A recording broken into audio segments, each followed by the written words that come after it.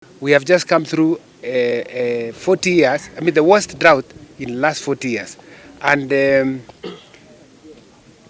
when you look at who is causing global warming, you will find that Kenya is least responsible and the majority of Africa. But we are bearing the greatest impact of that climate change. And so, whereas there is a responsibility on those who are polluting or hitting the planet, I think we said we will not just sit back. We have to do something, and that's why Kenya has taken an active engagement on matters climate change and in the environment in general. So we submitted, as you may be aware, under Paris Agreement, what we call the National Determined Contribution, which we have said we will be more ambitious than even the previous time, that we will do an ambition of 32% of reduction of greenhouse gas emission relative to business as usual. This is not, despite the fact that we are the ones who are not, we are least contributing. But the little that we are contributing, we still want to work hard to make sure we do something. So I am aware that when I was in the Ministry of Environment, we had in that submission a budget of $62 billion. That's like 6.2 trillion Kenya shillings, actually almost 7 trillion Kenya shillings, for 10 years to deal with mitigation and adaptation of climate change.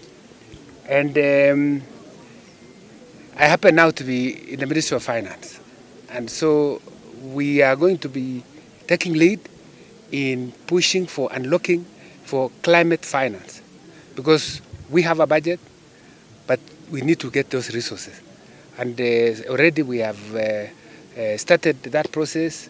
We have already, before the board of IMF, we have what we call Resilience and Sustainability Facility, which is an attempt by the IMF to get climate change to be part of budgeting and mainstreamed in government work, because all the time we talk about it, but we really need to start implementing. So we have to green our budget.